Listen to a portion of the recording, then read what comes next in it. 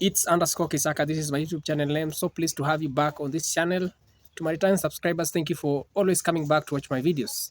If this is your first time on this channel, kindly remember to subscribe, like, share, and leave your sweet comment. In today's video, guys, we'll be talking about Haiti, what is going on, and I'll be taking you up to the speed.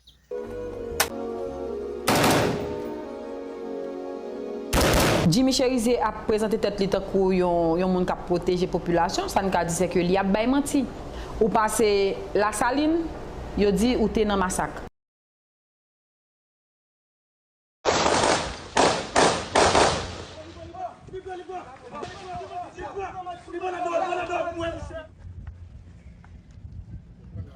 Some of the gang members were arrested and some surrendered. You can see some of the arrested gang members. There's a bit of progress that has happened so far. Jimmy Barbecue in some recent weeks ago was out in the media talking about truce. He wanted all the forces concerned to come together and make a deal, like an agreement with the gangs. You know, Haiti has a lot of gangs, around 300 gangs controlling the capital, that is Port-au-Prince. The Kenyan President there made an impromptu tour to Haiti as he was heading to the UN, and they spoke about the leader, the vocal leader, the leader who is very famous among all the gangs in Haiti. That is Jimmy Cherise, that is Barbecue, the former police officer. Congratulations. I've already been briefed by Otunge that there at Delmas, that is the stronghold of Barbecue, one of the Haiti gang leaders. And I've heard that you have attacked him until Barbecue wants to surrender. He wants to be a pastor. He's almost surrendering. The former police officer wants a peace deal, while all the forces concerned that are doing peace or keeping peace in Haiti are saying that it is either they surrender and they are apprehended, or they are dealt with and they die. The gang violence has been happening for some years and years, and it has been so tough to the Haitians. The world wishes them well.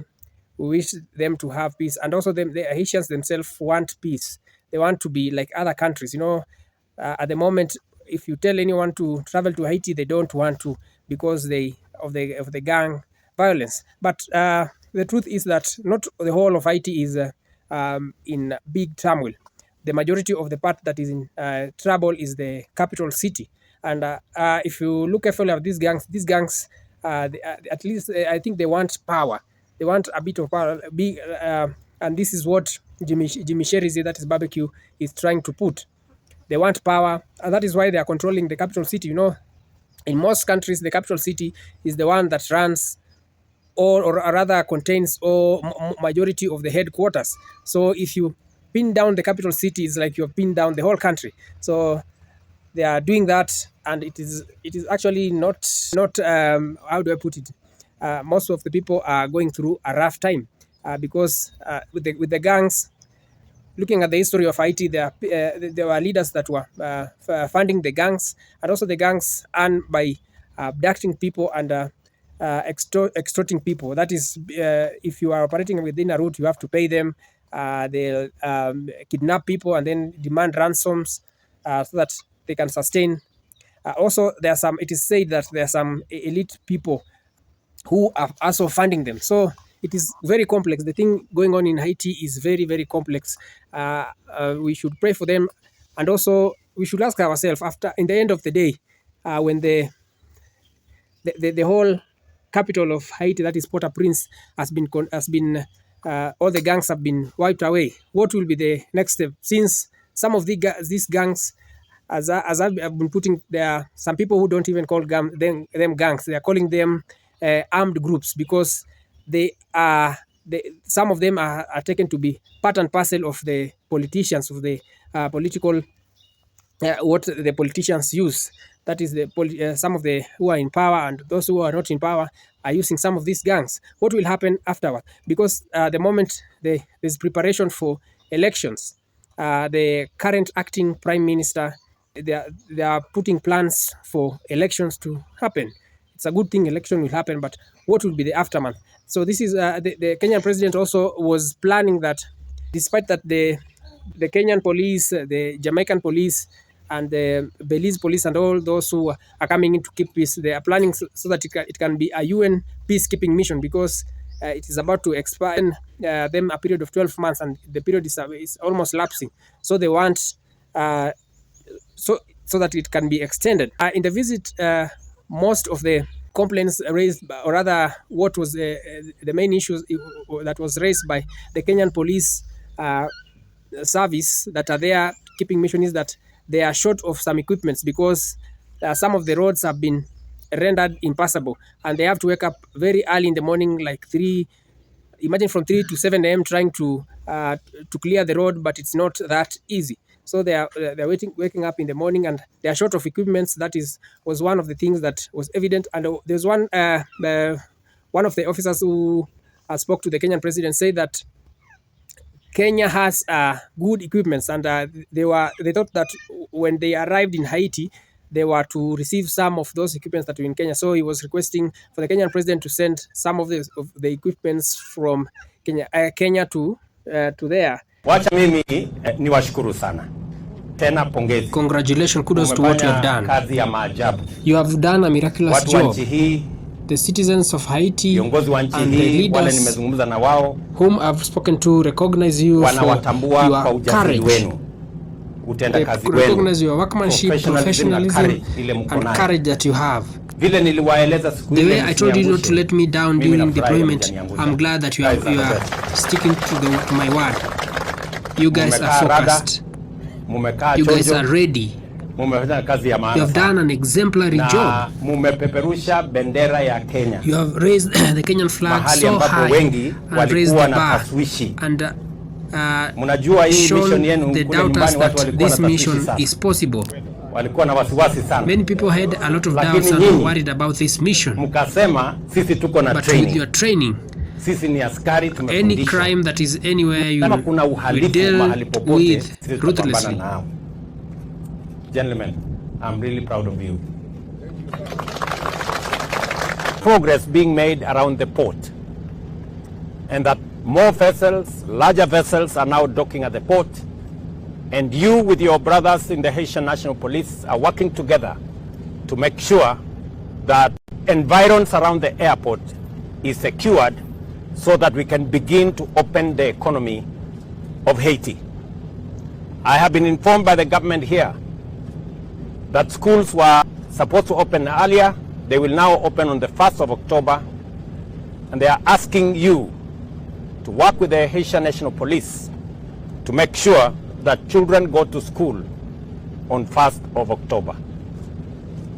I bring you very warm greetings again from your families, from the National Police Service, and from all the people of Kenya. They wish you well, they pray for you, you have their goodwill, you have their support, and your success is not only going to be the success of the National Police Service, it is going to be the success of the people of Haiti and the success of all people who believe in peace, in stability, in dignity, and in democracy. And I am very confident that you have what it takes to restore peace in this brotherly nation of Haiti. I am very happy to be here. I came here specifically to know about your progress so that friends and partners and many other people who believe in stability and peace can work with me at the UN General Assembly to make sure that you get the requisite support, human capital, equipment, and also other resources to make sure that you deliver on this mandate. I am here also to listen to you. I want to get some feedback from at least 2, 3, 4 guys here of what is the situation and what you would want me to do better or differently. I want some feedback from you guys.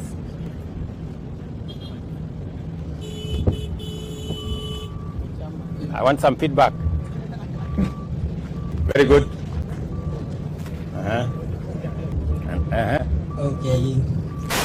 President of Kenya and the Commander-in-Chief of all Armed Forces, Dr. William Samuel Ruto, to the Prime Cabinet, Mr. Musalia Mudavadi, to the Ambassador of Kenya. We welcome you to this foreign land where we had promised to work diligently with a lot of professionalism. And we are congratulated for working here with these conditions. I want to comment on a few issues that will make us go forward. Mr. President, first of all, thank you so much for being a true father and a true friend. Your prayers and your words in Swahili language, we say, Musiniangoshe. We are still moving forward with those words, and it keeps us going whenever we meet challenges. All in all, we can't say there are no such challenges. There are a lot of challenges in this mission, and I want to address the challenges of equipment. So when we go out, we are able to determine the strength of the gangs and where we need to improve. But it takes a lot of time for those to be addressed. So we kindly urge the government and those who are responsible, please, whenever we give an issue, kindly address them on time so that we can make this Haitian people the humanitarian of a person is learned from you. Whatever you do it with passion, and I don't take it for granted. You mean what you do. So there's one concern about the compensation, which we have never known. In case of anything, what is going to happen until now, that has never been tested, and we are not aware. Personally, I'm not aware, and I believe others are also not aware. Thank you so much. We welcome you to this land. May God bless you. God bless Kenya. Thank you, my friend. Thank you very much. Thank you very much, Mr. Otieno. On matters of compensation, we will communicate to you through the channels that you know. You already have a cover in Kenya that makes sure that you have an insurance cover under the NPS insurance cover framework. You will be informed of any additional covers that may be necessary. Sawa. Thank you. And thank you very much. I am very proud of you that whenever you find the strength of the opponents on the other side, you have always maintained your ground, and I'm very happy what you're doing. Do we have another somebody with a feedback from somewhere? Good evening, sir. Good evening. My name is ABC Daniel Nashera Jomo. Yes. I really thank you for coming to pay us a visit. Since we landed here, I've been going through the internet, and there's a place known as Delmas. This is the stronghold of Haiti gang leader barbecue. No one has been able to get there, but we have. Even if you ask the Jamaicans here, they'll tell you that the previous forces, no one has been able to get to those strongholds of barbecue. That is Solai and Delmas. But Kenya has been able to get there.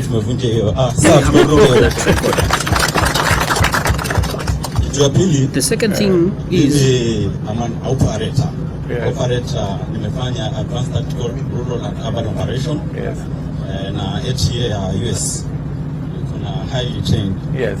Sir, I see that our fellow, some of the squads have been able to get some of the equipments. We are kindly requesting that you can bring in some of our equipments. We expected to get some of the equipments when we landed here, but we have not received those equipments. Kenya has a lot of powerful equipments. We can bring some of those equipments here.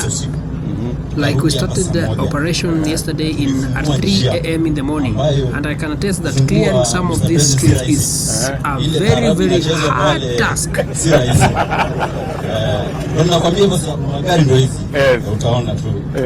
Sasa ndio mimi naomba sisi kama watu wa timu mkubwa wetu Sautunge, tunaomba vitu zetu zile ziko Kenya tuletewe. Kenya we have resources. Sisi si nchi kubwa. People wa watu. Afande tunaanguka nayo hapa. Thank you, sir. Thank you so much for that. Asante sana my friend. Organize with tutapanga hiyo maneno, nishaongea na wabunge, amenibrief kwamba kuna gaps kidogo hapa na pale ambaye tulikuwa tunafikiri mtapata hizo equipment hapa, lakini kwa sababu haijapatikana tumekubaliana vile tutairekebisha tuweze kusonga mbele. Sawa sawa. Wacha nichukue mmoja wa mwisho. The logistics and how we are going to get that. Jamaa moja hapa, mumeweka dignity and respect to the Kenyan Police Service. Hapa many people in Haiti have told me that there are a lot of groups that have tried to solve the issues of Haiti and they have not been successful.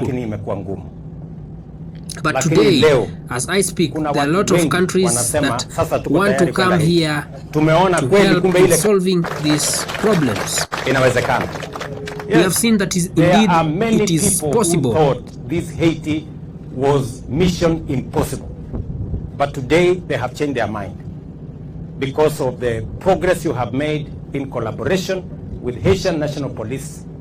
Today there is a lot more confidence that the job of stabilizing Haiti, of dealing with gangs in Haiti and violence, and making sure that we free the people of Haiti from this yoke of underdevelopment occasioned by violence is possible. And now the world is much more ready to come forward and work with you. So you have my best wishes, you have my goodwill, you have my support, and you have my prayers. Sawa sawa?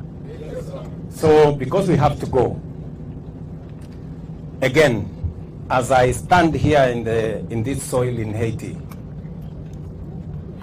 I know that this job you are going to overcome.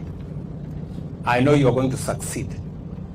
This is an assignment that we are undertaking as a country because we are a responsible member of the international community. And it is because we believe in God.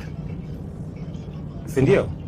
Is that so? Do you know the song that says, Jesus has done it for me? That is, Emmanuel has done it for me. Do you know it? Amen. He has done it for me. He has done it for me. Oh, Emmanuel. He has done it for me. Amen. He has done it for me. Amen. Emmanuel. Amen. Ametubariki. Ametubariki. Emmanuel. Amen. Atupa ushindi. Atupa ushindi.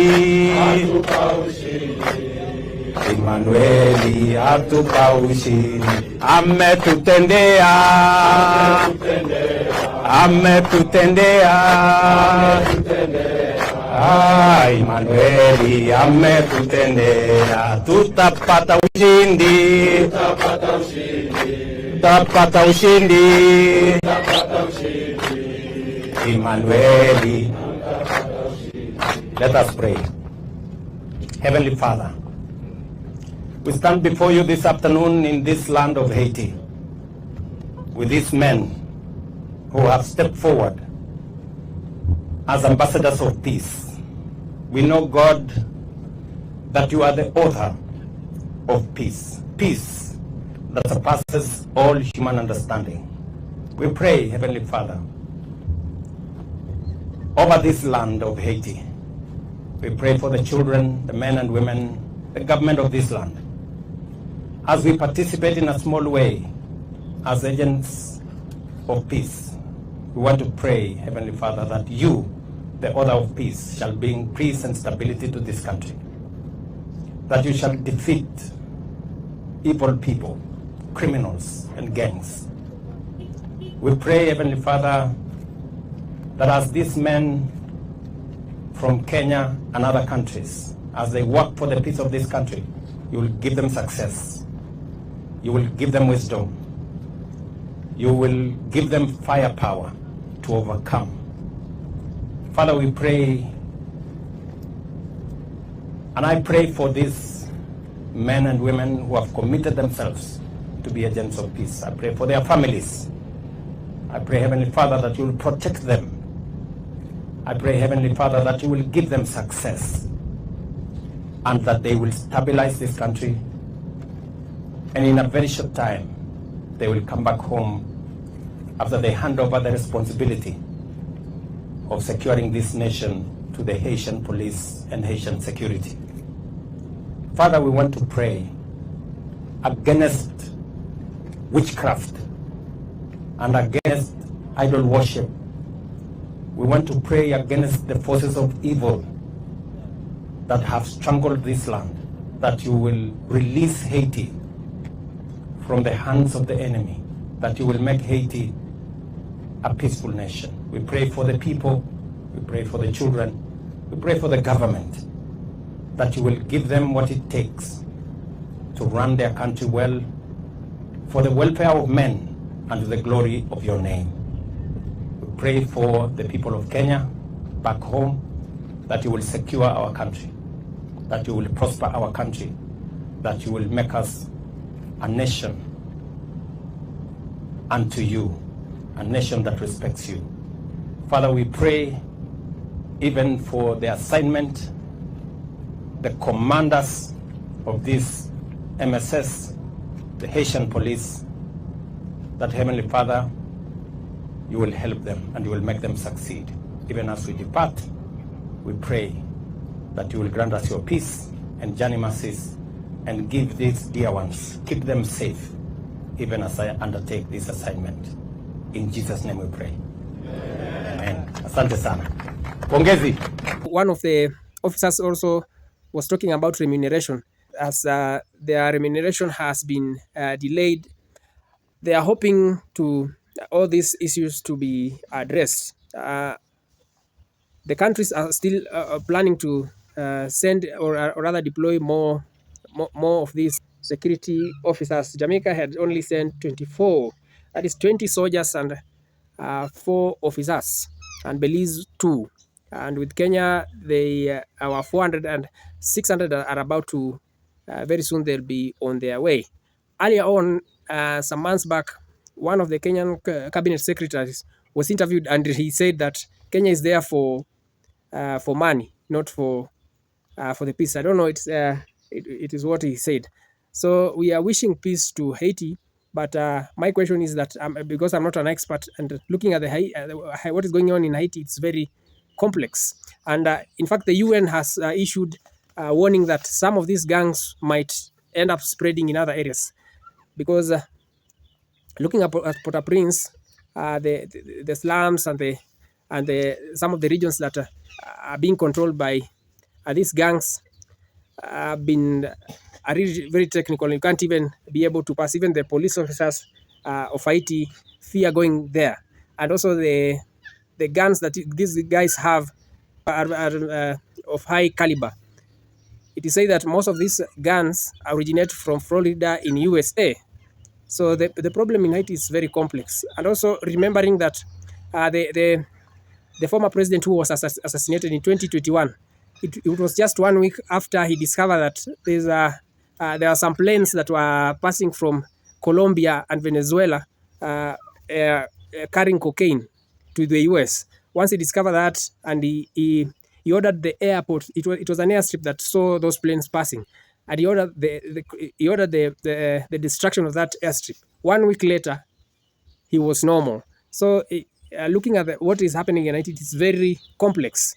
I think it needs a lot of, and also what the US and the French did years back. This is what even some of these gangs are using. And also with the services, if you don't provide services to your people, expect that some will come up and start resisting and coming up with. In every nation, gangs are expected to, because of being jobless, and they just resort to such kind of this activity. And then one thing you have realized that most of these gangs don't show their face, because if they show their face, the police will mark and then try to find their family members, some sort of. And also, these gangs operate in regions, and because of the regions, some of these, it is said some of these people who join the gangs are likely to join them because for protection. Because when if you are a gang member, it's hard. If, for example, you're a gang member of G9, it's hard for the gang member of G9 to attack your family members or to abduct them. We are wishing well, and we are hoping that a clear solution should be happen. Should take place in Haiti. It is difficult, but it is possible. Congratulations to the Jamaican soldiers and the Kenyan soldiers, because they have cleared some of the parts in Haiti, especially the port. Now some ships can be able to dock, and also some of the hospitals that were had been invaded, they are now free. Also some ways, and also one of the core areas or stronghold of Jimmy Sherize has been that contain a lot of warehouses and markets, has also been secured. So congratulations to what they're doing, but in the long run, what is the solution? What is the solution? What kind of solution do you think, guys, will happen, and it's likely to happen in Haiti? So cheers, guys. This has been the video for today. And if you're not subscribed to this channel, kindly do me a favor by subscribing, hitting the like button, and also remember to share this video out to your friends and families. Cheers, guys. See you on my next video.